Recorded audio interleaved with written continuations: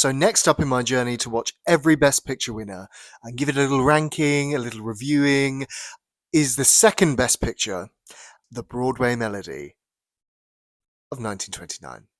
Optional.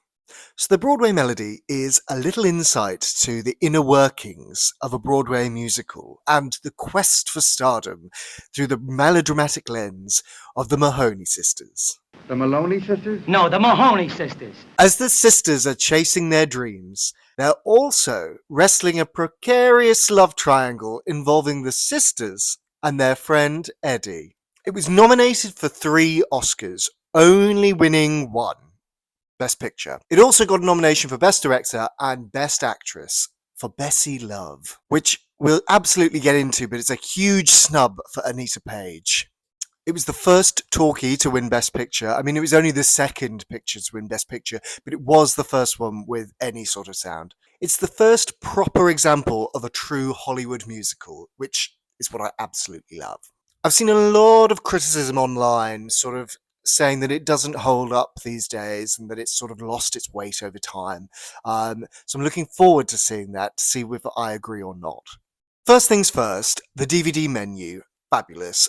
Lovely little ditty on there. As I was preparing my coffee, my snacks, I started singing along at the end. It was a lovely little upbeat tune. It kicks off with a song. And guess what? It's the Broadway Melody. There's not much to say about this other than I love the fact that as Eddie's singing it, everybody around him joins in. I don't want to be anywhere near a flash mob, but this looks like a lot of fun. So that's introduced Eddie.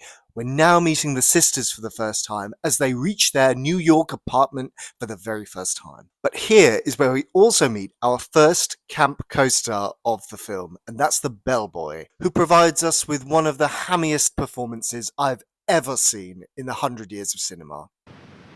Cup of coffee, order rolls, a couple of eggs. Okay, so we've got 2 sisters. We've got Hank, who's the more confident and more brash, loud, bossy of the 2 sisters. And then we've got Queenie, who's a little more demure, a little more shy, a little more relaxed. Both chasing stardom. But Hank is more determined to get it, whereas Queenie, she's a little unsure. I'm immediately startled by the intimacy of these pair. Are they sisters or are they scissor sisters? I'm not quite sure, and I'm hoping we find out by the end. My theory is supported by the fact that they immediately start stripping off and jumping into the bath, a traditional lesbian activity. But wait, before they can get all lathered up, there's a knock at the door. It's Uncle Jed. He's stopped by to interrupt proceedings. He knows what's going on in that bathroom. Now, Uncle Jed has a speech impediment. Let me tell you, which results in the girls covering for him for some time. This involves the longest hand-washing scene I've ever seen in my life. She's very worried about Spanish flu, followed by a very vigorous drying off session involving the 2 sisters. Very suspicious. But fret not, Eddie, our Broadway Melody star, soon arrives to the apartment, and we discover that Hank and Eddie are engaged. Now, considering that Hank is his fiancée, she looks borderline uncomfortable at this point. Now, I don't know if that's a sign of their relationship or more of a reflection on the lesbian intimacy that she's sharing with her sister. I'm not sure. We then move to the Broadway Theatre, where we meet our second candidate for camp co-star of the film. It's the very flamboyant costume designer who's screaming about silks and robes. Isn't it lovely? It's fine. Get it in the gold. Remember, I want that in the gold. Our girlies, forgetting what sort of movie that they've signed up for, start immediately to strip off. I didn't think this was Moulin Rouge or Stringfellows. This is Broadway, darling. Put some clothes on. And a very intimate routine proceeds. But halt! Their act is sabotaged by a jealous chorus girl by the name of Flo.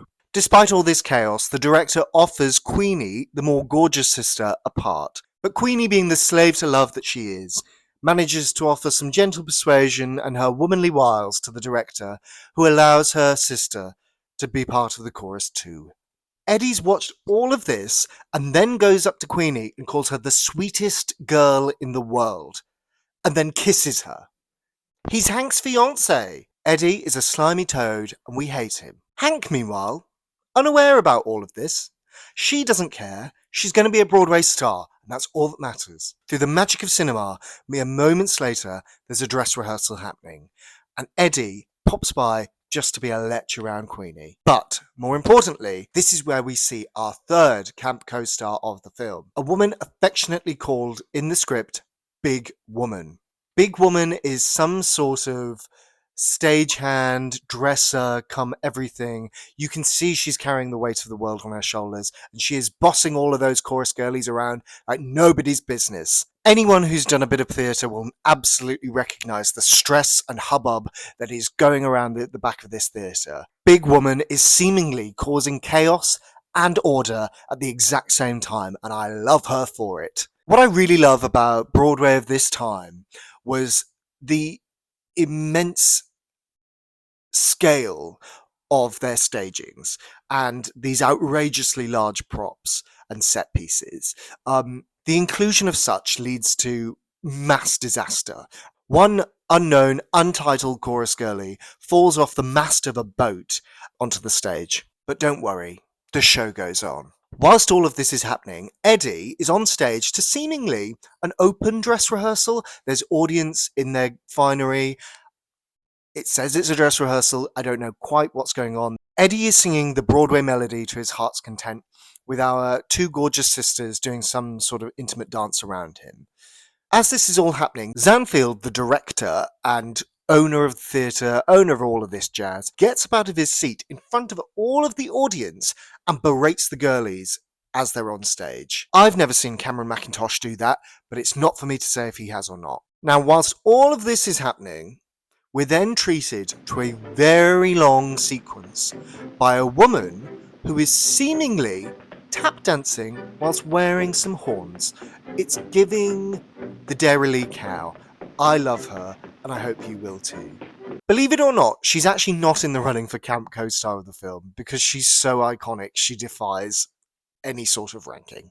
So Zanfield very generously bestows Queenie the new esteemed role of girl at front of ship, whilst Hank looks on very longingly and begrudgingly that she didn't get that opportunity.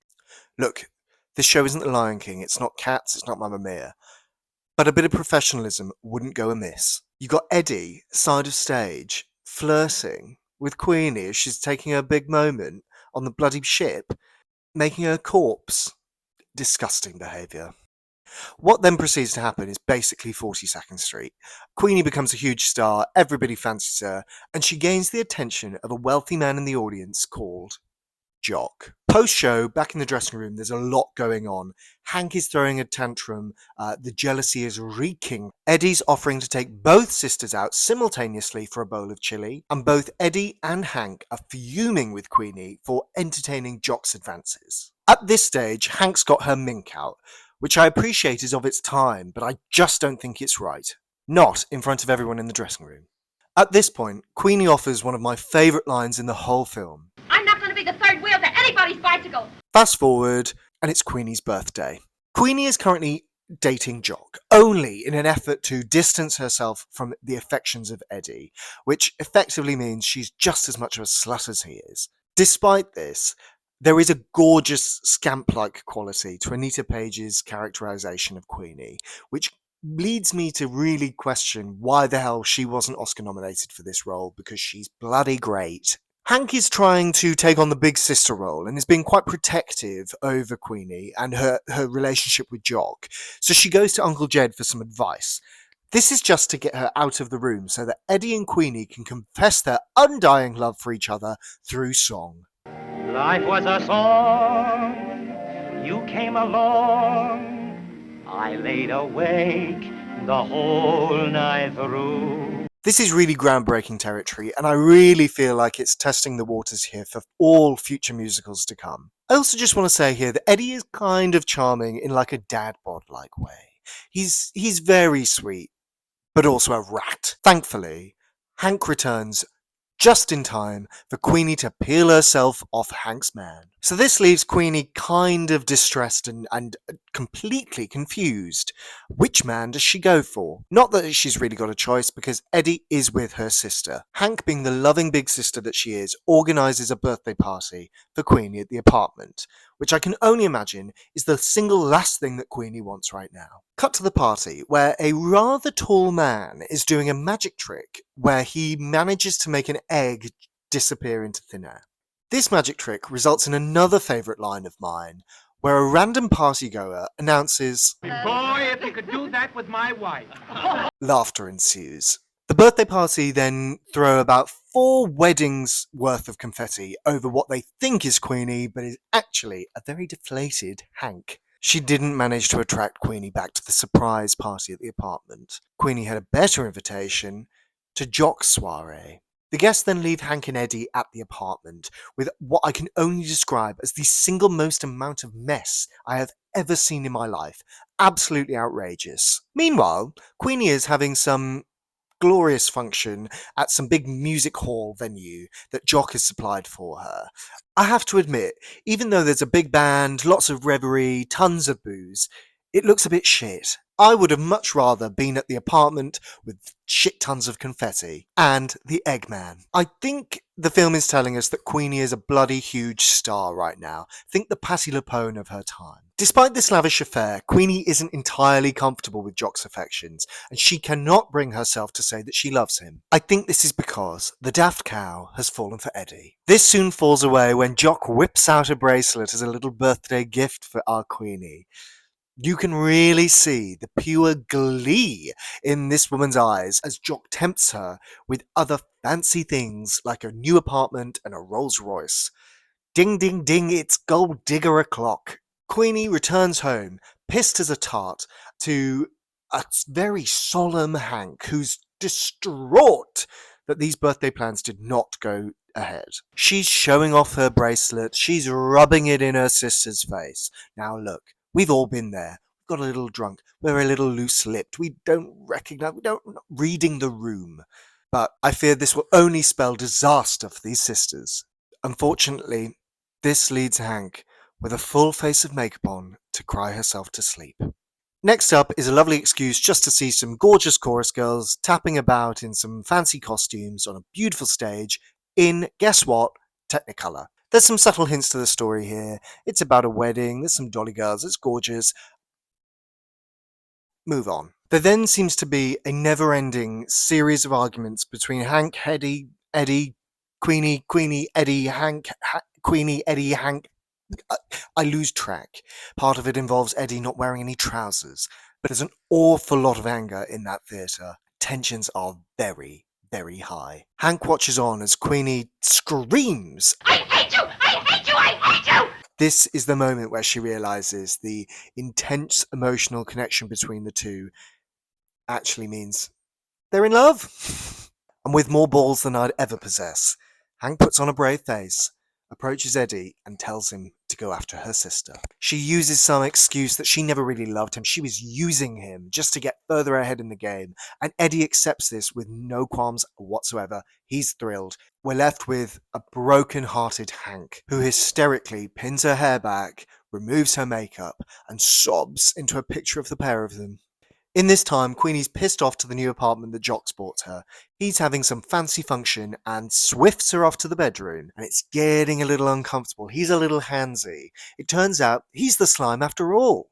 But thankfully, Eddie barges in and saves the day. Not without a punch to the face by Jock first. As Eddie falls to the ground, Queenie rushes to his side. She gets up, throws her bracelet, her gorgeous gold band, to the floor, screams at Jock, and leaves never to return again. Off screen, Eddie and Queenie apparently get married and go on honeymoon. They come back, Hank's there, it's a little frosty, and then immediately, it's far too close, and Queenie announces she's giving up showbiz. She's had enough. But I know what you're all thinking. What's going to happen to Hank? But don't worry. She's signed up a new girl to replace Queenie. And who is it? Only Flo, the chorus girl that stitched her up in the first audition. If you can't beat them, join them. Hank and Flo are then showing off their equally intimate routine, but this time it's okay because they're not sisters. But shit, they've got a train to catch and they got to go. fast. To where? I'm not sure, but they need to go. Hank, in a very, very me moment, has lost her hat, so she's just running around the apartment with not a care in the world, screaming. Where's my hat? Oh, where's my hat? And this piece ends where it all began. Hank is bustling through Times Square, promising her partner that they'll be back on Broadway within 6 months. Okay, so my overall thoughts are, I previously watched this and didn't think much of it. I'd sort of just done it out of courtesy for completion's sake. But paying real attention to this made me realise and appreciate what a camp classic this is. Sure, it's a little bloated at times, it's a little basic, and some of these music sequences are a little twee. But for a film that was released nearly 100 years ago, I think it's divine. My favourite moment is a rare moment of vulnerability from tough as Teflon Hank when Queenie doesn't turn up to her birthday party. Her apartment's a mess, she's argued with Eddie, and she closes the bedroom door, blows out the candle on a pre-lit cake, where the hell she got that from I'm not sure, before wishing a very solemn happy birthday. It was like something straight out of Coronation Street. High camp. It was gorgeous. Quick rundown of the other nominees. Only 5 nominees this year. Thank you, the Academy. At 5th place, I'm putting The Patriot, simply because, unfortunately, it's one of the very few Best Picture nominees that does not exist. So I've seen clippings of it, I've seen trailers of it, but not enough to warrant it any official ranking on my list. At number 4, I'm putting In Old Arizona. I've got to admit, lots of these nominees don't do it for me, and this is a Western, so it especially doesn't do it for me. At 3, I'm putting Alibi. Now, Chester Morris is fantastic in this sort of New York mob film. It's really, really lovely. Number 2 is The Hollywood Review. It's a real conflict of style and different moments in this film. It's a little disconnected for me, but a lot of fun in parts. And my number 1 this year, Broadway tops Hollywood, it's the Broadway Melody. I thought it was gorgeous, I bloody loved it, it's a classic. My star rating is perhaps a little controversially a 5 out of 5. I can't believe I'm giving it that, but I fucking loved this film. It was great. This is probably also boosted by the special features on this film, which included the Dogway Melody, which is essentially a remake of the Broadway Melody starring dogs. It was so cute, probably incredibly cruel, and it's absolutely not worth thinking about what the hell they were doing to those dogs to make that film, but nonetheless, very, very cute. So now it's time for the ranking. It's the 4th film that I've watched in this series, and it's going straight to the top of the list, topping The King's Speech. Who'd have thought that? I think this film won the Best Picture because it has grand ambition and it absolutely knocks it out the park. A bit of tap dancing, a bit of Technicolor, and a love triangle that would rival any soap opera.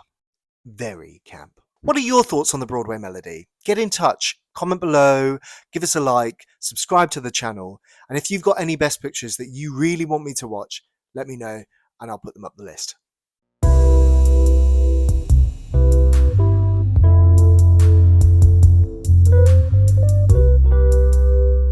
At this stage, Hank's got her mink.